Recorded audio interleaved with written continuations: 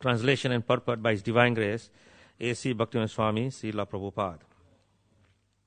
He saw that the sacrifices mentioned in the Vedas were means by which the people's occupation could be purified.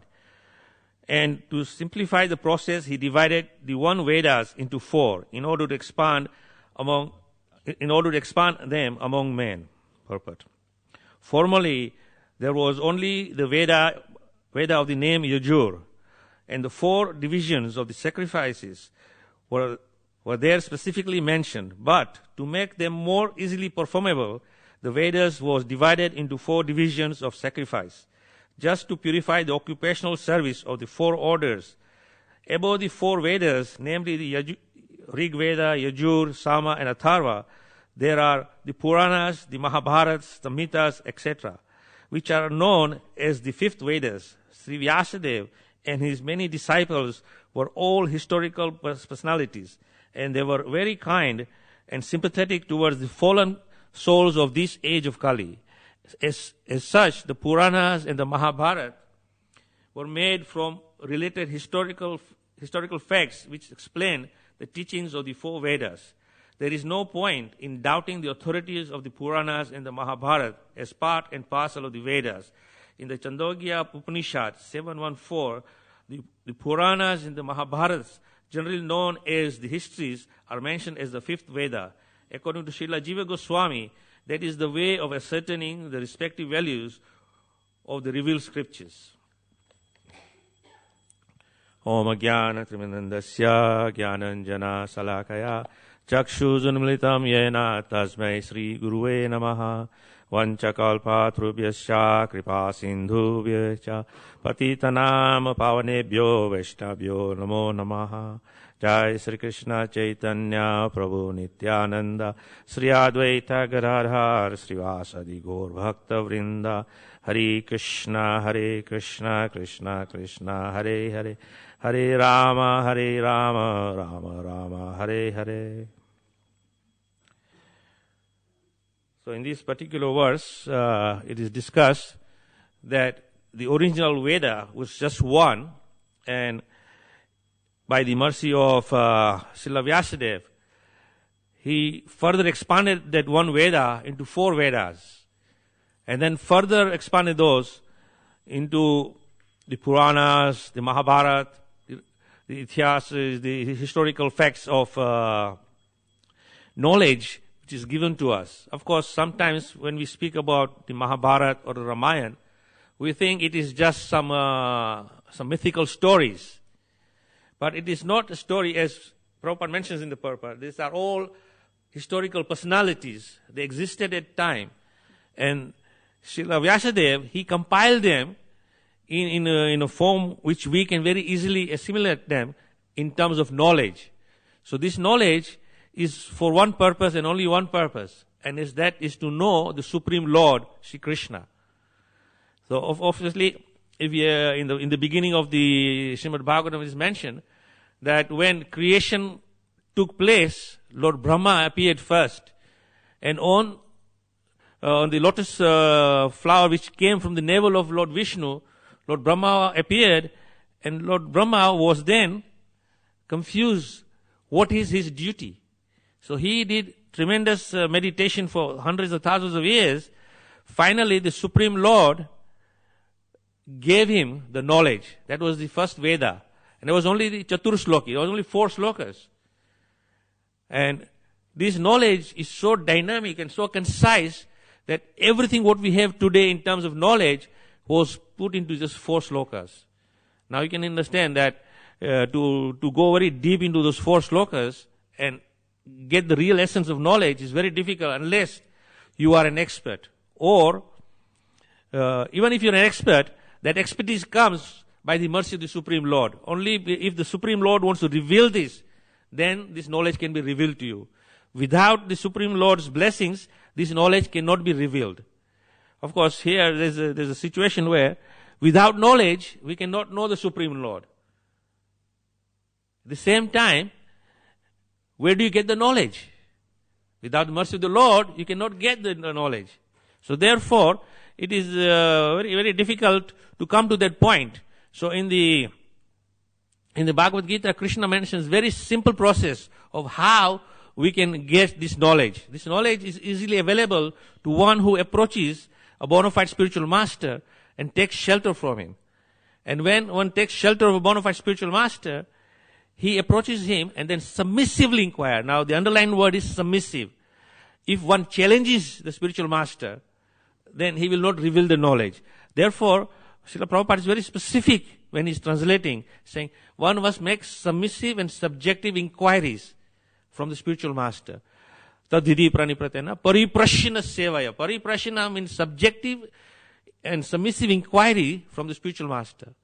And when the spiritual master is satisfied with your inquiries, he will see that you are now eager to know more knowledge, then he will reveal this knowledge to you. Why he will reveal this knowledge? He's Jnaninas Tattva Darshana. He's a self-realized soul, and his realization comes from the Supreme Lord. And where does the Supreme Lord give his knowledge to the pure devotees? That is mentioned in Bhagavad Gita again, in the 10th chapter, that Tesam Satatam Yuktanam Bhajatam Pirti Purvakam Dadami Buddhi Yogamtam. The Krishna says very clearly that if you worship me with Bhajatam Priti Purvakam, worship Bhajatam Priti Purvakam with pure devotion and love, then Dadami Buddhi Yogam, I will give you the intelligence. So the intelligence which we receive, it comes from the original source, Krishna. Krishna is the source of all things which we experience in this material world. So there is no doubt about accepting this. As Prabhupada also mentions in the purport, that there's no question of doubting the authority of the scriptures. These scriptures are there to free the mankind from the bondage of repeated birth and death. Now, Prabhupada many times emphasizes this, if you listen to his lectures, that we are here for only one purpose, and that is to be freed from repeated birth and death. Now, how we can become free from repeated birth and death is by having proper understanding and knowledge that which will lead us to perform devotional service. Without devotional service, we cannot get the knowledge. And devotional service is the bottom line, which actually induces us to perform loving exchanges of service to the Lord. By rendering this service, then the Lord becomes pleased and he reveals his knowledge in the heart. So mostly, this knowledge cannot be received externally. We may go to colleges, universities, we may go to many seminars and lectures, and hear knowledge being given to us by different speakers. But this knowledge will only become realized knowledge when we are recipient of the mercy of the Lord. And when the Lord reveals this knowledge in the heart. Obviously, that doesn't mean that we do not read Prabhupada's books. Because Prabhupada did say one time that I am writing all these books not for making business and selling them. That is not our business. Our business is to first and foremost understand and study these books. And when we study these books, automatically, by hearing the transcendental sound vibration of these holy scriptures, will bring about atmosphere in the heart which will free us from all contamination, will free us from all misconceptions which has been there for many, many millenniums, for many, many thousands of lifetimes. And when we are free from that, then the Lord in the heart will reveal the knowledge and bring us to the platform of giving us real understanding that the conclusion of all this is to come and understand the Supreme Lord. And when you understand the Supreme Lord, then what is the next stage we have to do is to render service to Him. Now, someone who doesn't have very deep understanding of this knowledge would think, why would God give you all the knowledge and then ask you, now you have all the knowledge, you come and become my servant, serve me. Now, in our material estimation, we think, why would I want to serve someone? Because from the very beginning, our ego is such that we want to be served, but we don't want to serve. We are very happy if someone comes and becomes our servant and says, yes, I have 5 servants, 10 servants. I have so many people serving me in so many different capacities. And I'm a very happy man because everybody is serving me. That is nourishing my ego. And the more and more people serve me, the more and more my ego becomes bigger and thinking, yes, I am the Ishvara, I am the controller. And of course, this is the greatest disease, thinking we are Ishwaras, we are tiny little specks. But because of the ego, we are thinking we are Ishwaras. And then due to this, think, why should I serve? And why should I serve God? Why should I serve Him? What is the purpose of serving Him? Of course, He is not concerned whether we serve Him or we don't serve Him. But it is in our interest to serve Him. And Prabhupada explains that when we serve the Supreme Lord, He accepts our service with gratitude. And what does He do then? Krishna explains very clearly Himself. Yatha mam prapayante. As you reciprocate with me, as you serve me, I will serve you also. So Prabhupada explains that it is not a one-way service here, that Krishna is asking, now that you are in full knowledge, you understand what is your position, serve me. But Krishna says, when you serve me, I will also serve you. And Krishna's service to us is far greater than our service rendered to Him. Because when that service for reciprocation is taking place, then that is of a loving bond which is created, which frees us from all difficulties and all sufferings in the material world. That is why you will see that those who are great saintly persons, who are self-realized and fully absorbed in serving the Supreme Lord, are very happily situated. In any condition, they would be very happy. They would not be bothered at all. But you and I, in our neophyte state, even slightest disturbance comes, we become completely disturbed. And we become completely imbalanced. And we get lost. And due to this, there is so much pain and misery. And then we blame everyone and anyone for the suffering which we are getting due to our own doings. But we don't blame ourselves. Anyone who gets any suffering from any source, of course, as mentioned, Adhyatmik, Adhidevik, Adhibodhik, from the one's own mind, from other living entities, from the natural disasters, we'll blame everyone and anyone, but we'll not say that is our doing. Why is that? Because we consider that everybody else is the cause of my suffering. But really, we are the cause of our own suffering. And to be free from our own suffering, we have to understand the conclusion of the Vedas. And here, in this particular verse, Srila Vyasadeva is expanding this knowledge to such an extent that it becomes easily available to us in a very simple form. Now, to understand scriptures, especially if we are not familiar with the language, then it's very difficult to understand.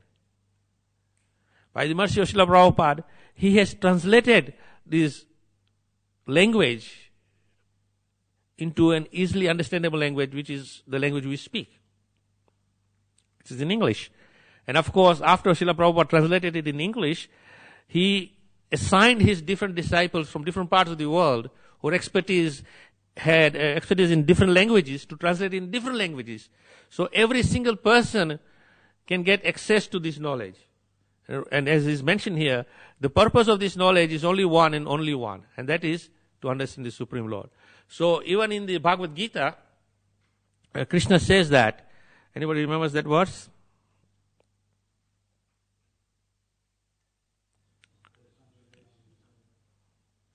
Chapter 15,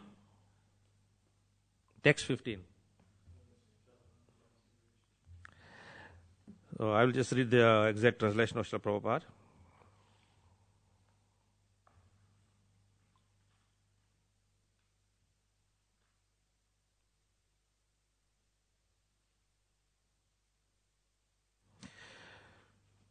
In the 15th chapter of Bhagavad Gita, text 15, says, I am seated in everyone's heart, and from me comes remembrance, knowledge, and forgetfulness. By all the Vedas, this is the underlined bit, by all the Vedas, I am to be known. Indeed, I am the compiler of the Vedanta, and I am the knower of the Vedas. So as we can understand, Krishna himself is giving us a clear understanding here that He is seated in everyone's heart. He is the knower of the Veda. He is the compiler of the Veda. And from him all this knowledge comes. So who better to give us this knowledge than the compiler himself? So of course the compiler himself comes sometimes, as we understand from the history of Mahabharata, that Lord Krishna came, and at appropriate time a conducive atmosphere was created for him to speak the Bhagavad Gita. Because sometimes when we hear about the Mahabharata, and we wonder, right, this is a story about good over evil, and why did not Krishna, who is the friend of the Pandavas, give Yudhishthira Maharaj good guidance? And he would have told Yudhishthira Maharaj that, look, this gambling business is not good for you. And even though you may be an expert at this game of dice, but your opposition are cheaters. And by hook or by crook, they will make you lose. And because you are a Kshatriya, you believe in principle that if a challenge is thrown to a Kshatriya, he will not step back. He will give his life, he will lose his life for the sake of taking the challenge. Because for a Kshatriya to step back, it is considered a great dishonor. And dishonor is worse than death. So here, we would have thought Krishna, who is well-wisher, from the way, if you have studied the Mahabharata, we see Krishna is always well-wishing the Pandavas. So why in this incident did not Krishna give good guidance to Yudhishthira Maharaj and said, look, this gambling business is not good because it will lead to tremendous difficulties which you don't foresee now, but I can see them. But Krishna wanted this to happen. Because when Yudhishthira Maharaj lost everything, then the conducive atmosphere was developed. And Duryodhana's ego was even bigger and bigger, thinking, yes, now I am the controller. And Krishna wanted to show who is the actual controller. So he created this situation. Therefore, the battle of Kurukshetra came about. Krishna created the situation for this battle to take place. And why was this battle? It was not just a battle to kill the miscreants, as we understand from the Bhagavad Gita, paritranaya sadhuna, vinasaya chaduskritam, to kill the miscreants. No, that is just a side effect. Krishna had come to give knowledge. Because this knowledge is the only thing which can free us from darkness. And when we are freed from our darkness and illusion, and we are in knowledge, then this knowledge will slowly guide us to the righteous path. As everything mentioned in the scripture is saying, I am to be known by this. And the only way we can know Krishna is by understanding this knowledge. So, Krishna comes himself personally to speak the message of Bhagavad Gita. And in the Bhagavad Gita, Krishna is instructing us step by step how to come to the highest platform. Till we come to full surrender. And of course, when we come to the full surrender, still Krishna is so kind, as I said, that sometimes because of our ego, we think, why I should serve him? Why he's forcefully asking us to serve him? Is there no other way? Of course, Krishna is saying that also in the Bhagavad Gita, that after you have come to full understanding and knowledge, where Krishna is saying to Arjuna in the 18th chapter, now that I have given you the most confidential knowledge, I have revealed you the secret of the secret knowledge. You know exactly what to do now. Still, I am not asking you to surrender at this point. But I am asking you one thing. You deliberate on this now. Think about it. And when you have thought well, then you take next step. And whatever your action is, I will gladly accept it. So Krishna is telling you very clearly that it's your choice. And that is why this whole process of Krishna consciousness is based on loving exchange. And love is something that cannot be forced from anyone. It is given freely by oneself. And whatever you give from yourself, That is called a in a loving mood, in loving spirit. Otherwise, it's not love. There are many instances where situations in material world arises that I say, you are a very wealthy man, and many people want to hang around with you, and they will make a show of affection and love for you. Why? Not because they love you as a person, but they love your money, they love your wealth, they love your opulence. That's why they want to hang around with you.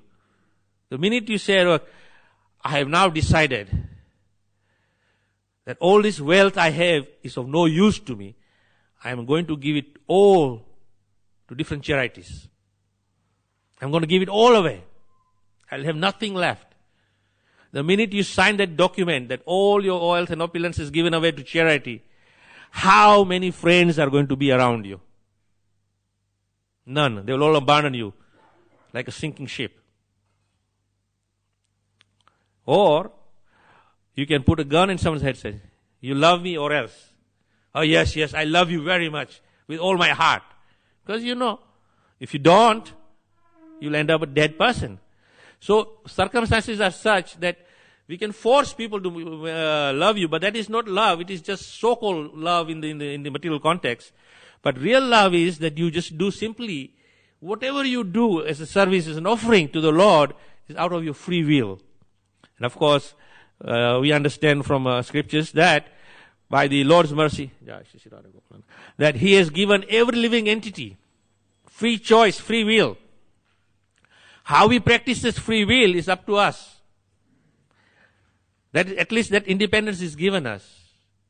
But along with that independence of free will, Krishna is very kind that He also gives us intelligence to know between right and wrong.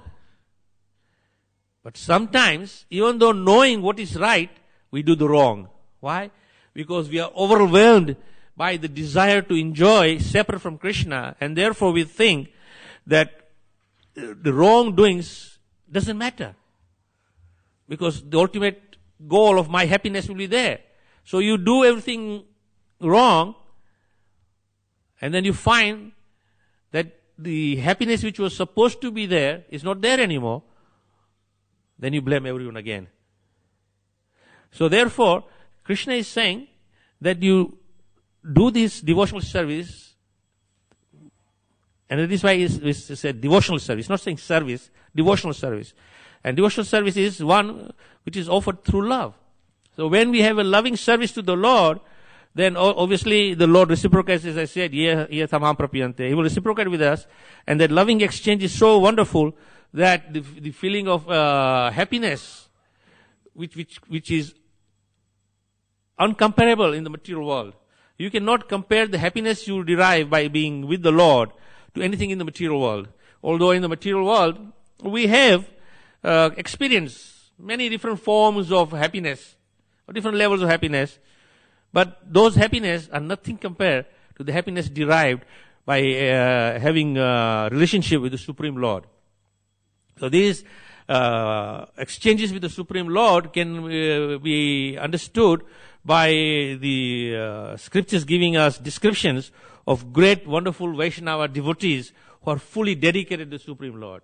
Especially when we read the 10th canto of Srimad Bhagavatam, where all the wonderful residents of Vrindavan, the Brajbasis, are completely in awe and reverence and love for Krishna, that they will do anything for Krishna. Especially we hear the pastimes of the gopis, that as soon as they hear the flute of Krishna, sound vibration coming in the ether of the air, of the Braj air, what do? They drop everything and they rush to Krishna. They don't care for anything. Even to the point where Prabhupada explains in a very nice description that the gopis are cooking, the milk is on the boil, and everything is there. And as soon as they hear Krishna, they drop everything. They don't care if the food is going to get burnt or not. They're taking care of the little babies. They drop the babies and go to Krishna. Of course, in the material sense, if the mother neglects the baby, it is considered very, very unfortunate for the poor child. And also the mother will not be looked upon with all respect. Any mother who kind of neglects the child is considered a terrible mother. But here the gopis, they even neglected the children and rush to serve the Supreme Lord. Now we don't find anywhere in the Bhagavatam the descriptions that the gopis are described as terrible mothers just because they neglected the children and rushed to serve Krishna. Because of course the highest is to serve Krishna. And if we have to give up everything for Krishna, then there is nothing wrong in it. But we find that even in the material world today, if someone wants to give up something for Krishna, especially young people who are fortunate recipients of this transcendental knowledge through our Sankirtan devotees, they're out there in the streets and stopping some persons. Of course, I don't say that we discriminate, that we only approach young people, but generally we find young people are more approachable and appreciate and give you time than the older ones. And this is my experience at least, that when you approach an elderly person, excuse me sir, can you spare a moment? No, thank you. And they just walk away. When a young guy, hey, yeah, what's going on, man? Let me check it out, So the thing is that, but anyway, the point is that this young person is somehow a recipient of the transcendental mercy of Lord Chaitanya Mahaprabhu. He receives one of the books and he reads the book and he finds out, wow, this is such a wonderful knowledge here. I must surrender. So then he decides to join the Hare Krishna and he tells his mom and dad, hey mom, hey dad, guess what? I found the real mission in life, the truth about life, the existence. I'm going to become a Hare Krishna monk. And what happens?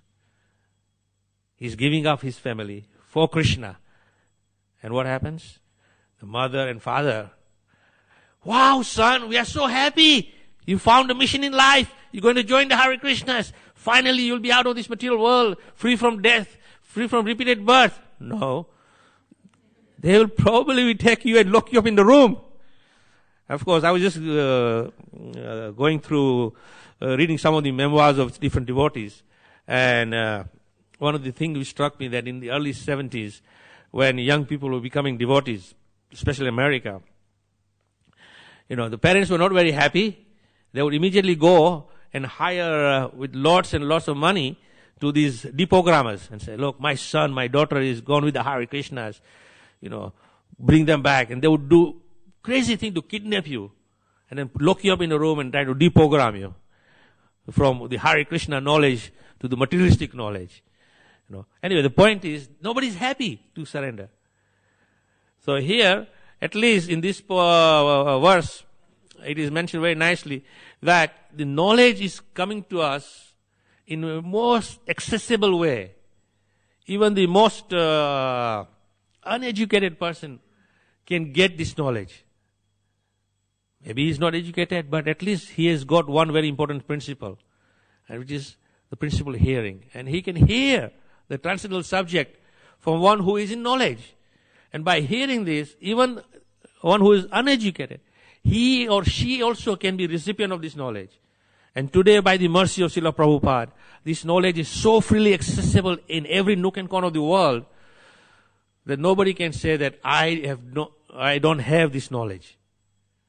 It's a different matter whether you accept this knowledge or not. But this knowledge is freely given everywhere. And the devotees are very enthusiastic to give this knowledge. In the same spirit here, as is mentioned here, that many, many disciples of Srila Vyasadeva were also very enthusiastic and giving this knowledge to everyone. So in the same spirit, we are also followers of Srila Vyasadeva, giving this knowledge to everyone. But important point is that not only we should give this knowledge to everyone, but we should also acquire this knowledge ourselves. Because the only way we can give this knowledge is if we have knowledge. If I don't have any knowledge about the subject, then how is it possible for me to give? So therefore, it is very important for us to read Srila Prabhupada's books and gather this knowledge. And as we read Srimad Bhagavatam, the more and more our hearts will become pure, it will be free from all contamination, and this knowledge will be revealed to us by Krishna. As is mentioned in, as I just read the verse, Krishna is in our hearts. From our heart, He gives the knowledge.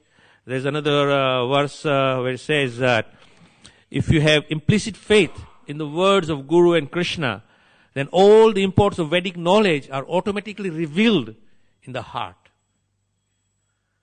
So we must have implicit faith in the words of Guru and Krishna. And words of Krishna is there in the forms of scriptures. Words of the Gurus is there that he repeats the same words which are given in the scriptures. So we can actually be recipient of both the mercy of Guru and Krishna. And through that, all the knowledge will be revealed in the heart. We don't have to make separate endeavor. But the process is that we must follow this stated process of Krishna consciousness. And that is why Srila Prabhupada was very, very much enthusiastic to translate these books for our benefit, so that we would read them. And therefore, I say that by the mercy of Vyasadeva, he has compiled all his knowledge in the most simplest form, which we can understand. Of course, sometimes, due to our deranged minds, when we read in the Bhagavad Gita, and say, and also in other places is mentioned, that the Ramayana and the Mahabharata are meant for women and children and Sudras. So we are so deranged persons. We think, I am educated, I am a Brahmana, I am higher. So this is meant for women and Sudras. But unfortunately, you don't understand the conclusion of Kali Yuga's description. Kalo Sambhava Sudra. That in Kali Yuga, everybody is Sudra. So what are we so proud? Women and Sudra and children. We are also in that category, if you think you are any higher. Only by the mercy of the Guru, you are elevated to the Brahmanical level. And what is Brahmanical level, or a Brahmana, is not that you get a thread and you receive Brahman initiation and you get a Gayatri mantra and you think you're a Brahmana. No. Brahmana is one who knows Brahman, who knows the Supreme. That is a Brahman. So if you don't know the Supreme Lord, then the thread or the Gayatri mantra given to you on your Diksha or second initiation is of no value. You have to know the Supreme. So we don't have to be proud of anything. Really speaking, we should understand our insignificant position and simply accept in our humble position that I am so fortunate that this knowledge has come to me, and through this knowledge I am now on my path of being freed from repeated birth and that. And that is the bottom line. Otherwise, if we start thinking, oh, I am very, very knowledge, my knowledge is much better, so I am in a position to give knowledge, then we are in illusion, and that is false ego. And false ego will never ever allow you to understand the Supreme Lord. Because when we approach the Supreme Lord, we should be free from all ego. Of course, in our tradition, when we enter the temple building, we have shoe racks out there. Shoe racks in the front here. And by accident, is some person who's in no knowledge and walks into the corridor with shoes. Excuse me, sir, or madam, please. Shoes outside. Of course, that is not because the shoes are considered dirty. When you take your shoes off outside and enter the house of the Lord, you are actually making a symbolic gesture that all my falseness, all that I think I am, I'm leaving behind. I'm living there and I'm coming here as Mr. Nobody. And when you come in here as Mr. Nobody, then you'll understand Mr. Somebody. Because Krishna is somebody, and you and I are nobody. Unless and until you are connected with the Supreme, then you become somebody. Why? Because you are in connection with the Supreme, and therefore your significance is important. Otherwise, your significance is unimportant. It is insignificant. That is why we call. And Prabhupada is very nicely using the word that the living entity is insignificant. Why use the word insignificant? To make that point that we are insignificant. So therefore, we should understand our position that we are recipient of this knowledge, And that knowledge is for only one purpose, and that is to understand the Supreme Lord. And by understanding the Supreme Lord, we serve Him. So before I conclude, just one very nice point was made to me recently. It said that wherever you are now, by the facilities of Google Map, you can find your location. So all you have to do is go on your smartphones, your computer, wherever you have facilities with Google, and you just put Lechmore Heath, and shoom, Lechmore Heath will zoom in. And you can see exactly where you are in Lechmore Heath. And you go further zoom in, you'll find the village of Lechmore Heath, and then the Bhaktivedana Manor building will be there. And even further zoom, you'll probably find the location of the temple room, in which part of the building it is located. But more important now is you zoom out. And you zoom out and zoom out so far that you go right to the top where the satellite is situated, and will show you the round Earth planet. And then from that point, you try to find out where is Lechmore Heath and Bhaktivedana Manor on that. And in that Bhaktivedana Manor, where you are, how significant you will be able to see in the cosmic relationship. You won't be able to find yourself. All you will see is a round ball. So what are we so proud of? Therefore, we have to understand we are very insignificant. Our significance is only there when we are connected with the significant, that is the Supreme Lord. And through this knowledge, we can actually come to that platform of understanding the Supreme Lord. And then when we realize that, then we will be happy to engage in devotional service. Otherwise, devotional service also seems sometimes as a big burden to us. And so why I have to do it? Why? And then we very quickly we kind of give up the practice of Krishna consciousness and go out into the material world and thinking, well, I'm a happy man until misery comes again. And it comes every time, because what goes around comes around also. So therefore, we should consider ourselves fortunate that we have access to this knowledge. Although we are not expert enough to understand the Veda, no problem. It has been expanded all the way up to now, Srimad Bhagavatam, Mahabharata, Ramayana, and many of the other literatures which are available to us by the mercy of Srila Prabhupada. And this knowledge is sufficient to free us from darkness and take us back to the spiritual world.